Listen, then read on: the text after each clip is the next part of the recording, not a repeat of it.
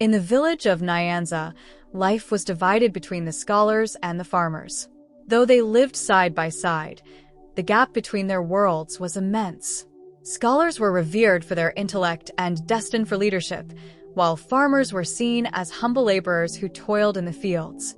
This divide shaped the lives of the villagers, including Nyala, the daughter of the most respected scholar, Mr. Adama, and Kwame, the son of a farmer. Nyala was a brilliant young woman, groomed to follow in her father's footsteps. She spent her days studying ancient texts, immersed in her lessons about philosophy, governance, and the ways of the world. Kwame, on the other hand, was a simple yet curious soul.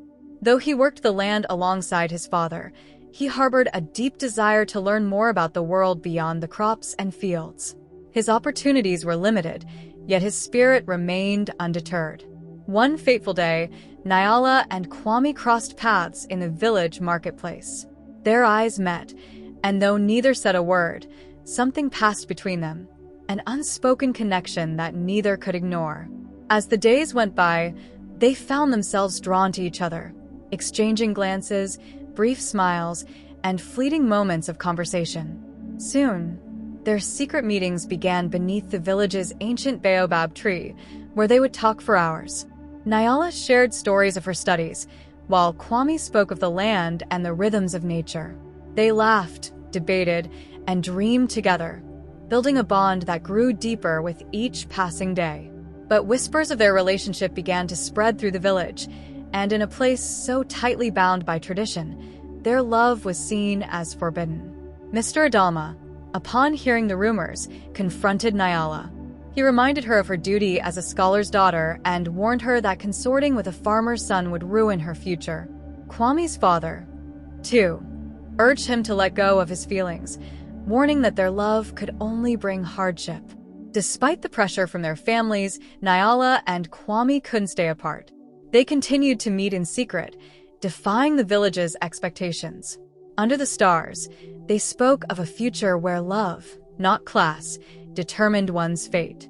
But the winds of fate were not on their side. The village council, hearing of the young lovers, decided to intervene. Tradition had to be upheld, they declared, and such a relationship could not be tolerated.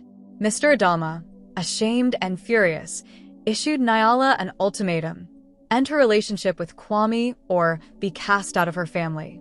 With heavy hearts, Nyala and Kwame met one last time beneath the baobab tree. Tears streamed down their faces as they realized their love was doomed. They held each other tightly, whispering promises that neither could keep. In the silence of the night, they said their final goodbye. Nyala was sent away to the city to continue her studies, her heart shattered, but her mind focused on the future. Kwame remained in the village, throwing himself into his work, though his thoughts never strayed far from Nyala. The village returned to its usual rhythm, but the memory of the love between the scholar's daughter and the farmer's son lingered in the air, a quiet reminder of what might have been. Years passed, and both Nyala and Kwame grew older, each pursuing their separate paths. The village elders, who had once enforced the divide, grew older too, and in their quiet moments of reflection, they wondered whether they had made the right choice. In the end, the love between Nyala and Kwame became a legend in Nyanza, a tale of forbidden love that spoke of the power of the heart and the weight of tradition.